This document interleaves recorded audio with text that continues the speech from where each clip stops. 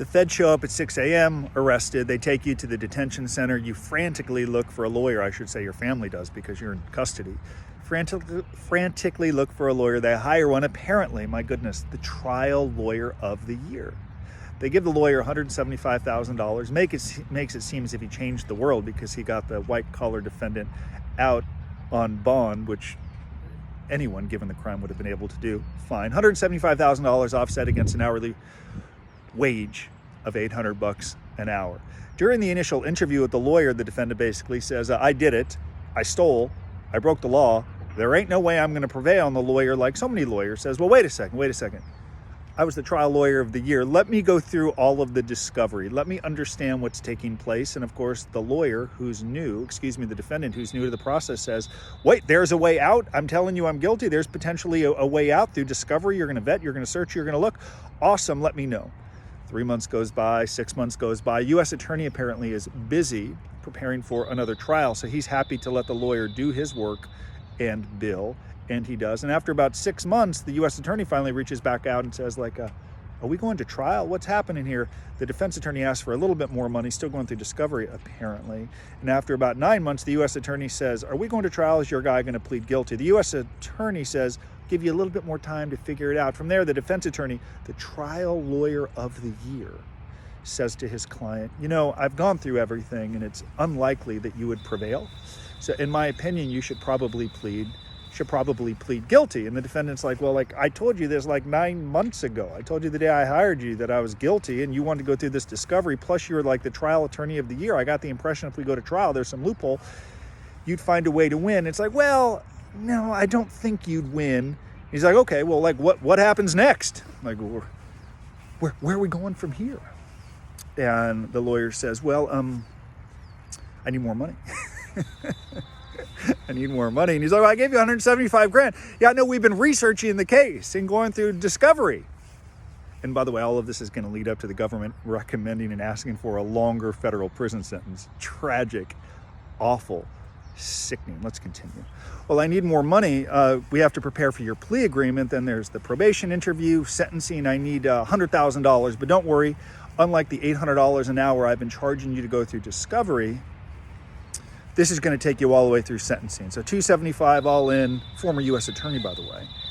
Former U.S. attorney. I was trial lawyer of the year. And he's like, well, what does that even mean, trial lawyer of the year? I thought you were taking me to trial. I don't have any chance of winning. If you were the trial lawyer of the year, when's the last guy that won? Now, for transparency, I encouraged him to ask that question after he reached out to our team. That was some cheating there, people. He would never have known to ask that unless I said to him, ask him the last trial he won that made him trial lawyer of the year.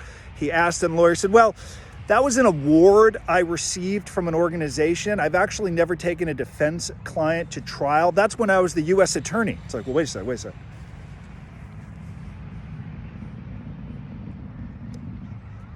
You got an award from an organization. You market yourself as trial lawyer of the year. You've never taken anyone to trial. Those wins were from when you were a U.S. attorney. My 5-year-old little boy who made my hair look like this when I told him I was going to do. I don't want my hair like this in a YouTube video. This doesn't look great. But my little man said, I want you to wear your hair like this. And I'm doing. Here's my point. My 5-year-old little boy I just dropped off at school could win at trial. You want to know why? Ain't nobody win when it's United States of America versus your name. Come on, man. Trial lawyer of the year. From when he was a U.S. attorney, the whistle's blowing, kids are late to school. From there, he says, okay, so wins is defense attorney. Why didn't you tell me that 9 months ago? That's part of the reason we hired you. There's this whole marketing shtick of trial lawyer of the year. Anyway, let's focus on the next thing the lawyer said, which is mitigation. Yes, mitigation. What do you suggest we do? Well, I'm going to do everything. I'm a former U.S. attorney, and I know this is so off-putting to lawyers, and I suppose my business would be 10 times bigger if this didn't off-put some lawyers. But you know what? The great lawyers, they don't care. The great lawyers, the Bensons, the Dianes, the Marks, the Allens, the Dimitris, they don't care because they believe in mitigation and collaboration. So if it's off-putting to you, a lawyer, I don't care because I go directly to the end user, the people that we help and whose lives we've changed. The defendant who's struggling and who feels exploited and taken advantage of. That's who I'm helping. If that's off-putting to you, I don't care. We work the lawyers who don't have a God complex, who put their clients first, and who do not bill $175,000 under Offset against $800 an hour when they know the dude is guilty.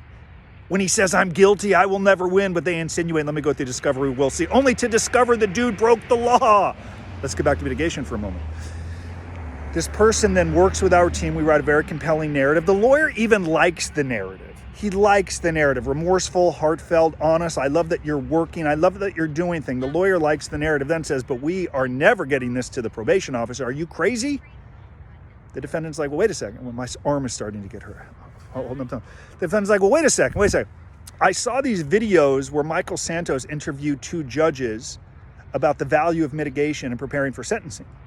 And this personal narrative, I think, according to judges and like people they interview, this personal narrative could influence the recommendation the probation officer makes. This probation officer, I learned, is going to recommend to the judge how long I should serve in federal prison. Does it make sense, Mr. Trial Lawyer of the Year, to use this narrative, presuming it has the right message, to use this narrative to influence the recommendation the probation officer makes?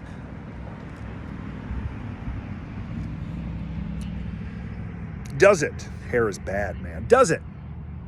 Lawyer says, I will never get anything to the government. I want to give less information to the government. I don't want to share anything with these people. I know this U.S. attorney. I used to be a U.S. attorney. I know them. They will use this information against you. And it's like, well, so of course our client's like, well, what do we do? Then I said to him, I don't have the strength I once did to hold it all with my right phone. I don't have the prison muscles anymore. Okay. I got 2 young kids and a career. Okay. So I said, well, let's ask him some questions. He's like, okay. Mr. Lawyer, what does the U.S. attorney think about me? What do you mean? They think I'm trash. Okay.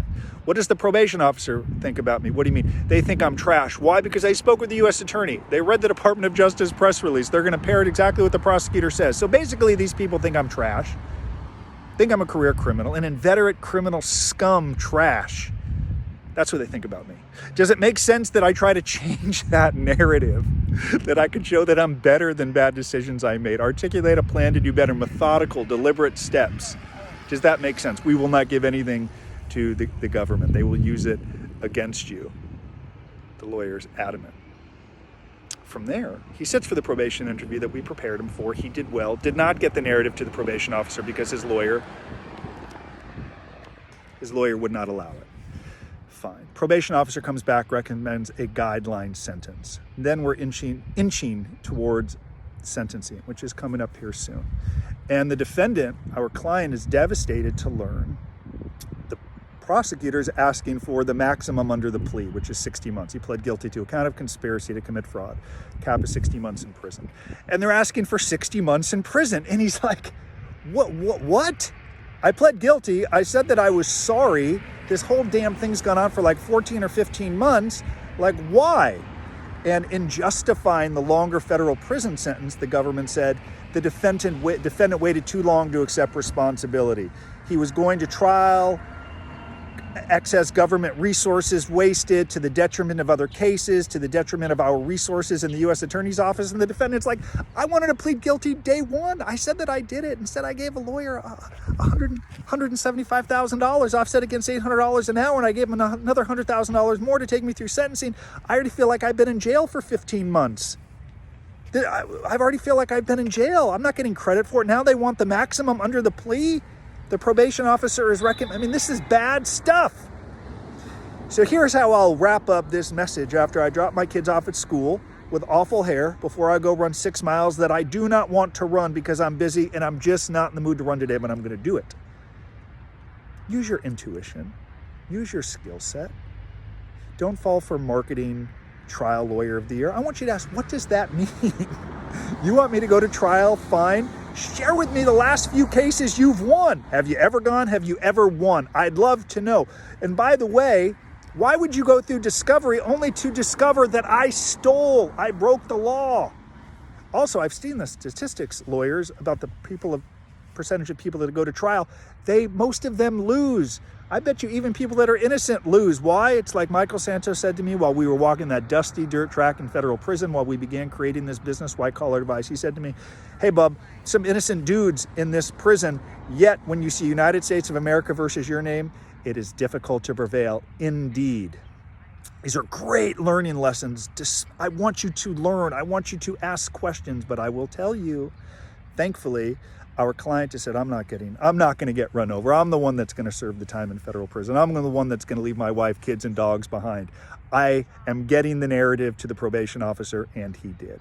Very simple. Hi, Mr. Probation Officer. Thank you so much for spending time with me several months ago. Since that meeting, I've spent hundreds of hours continuing to introspect and think about the terrible choices that led to this courtroom. I'm ashamed and embarrassed. I know I created victims, and it's not about me. It is about the victims. I'd love to share with you my plan to make them amends. Indeed, I've already set aside some money in my lawyer's trust account. Boom, boom, boom, boom, boom. I know you're so busy. I'd be so grateful, however, if you would take 4 minutes to read this narrative that I wrote and attach it to the probation report. So I mentioned to you a few minutes ago, the lawyer, they went to the probation interview. The lawyer did not allow the narrative to get in. It's going now, people. And he will also get this narrative to the sentencing judge, augmented or added to the sentencing memorandum. Don't know what's going to happen, hoping he doesn't get 60 months in federal prison. Don't be duped by good marketing. Don't believe someone can help you just because they say they can help you unless there's evidence, unless there's a track record, unless you ask questions, speaking to clients, confirming, do your due diligence, do your homework. It's not just the money this client of ours flushed down the toilet. It's the 15 months he delayed this process, and the government's using it against him to ask for a longer federal prison sentence. I'm balding as well. I hope you're all happy. I'm going to go run. Thanks for watching.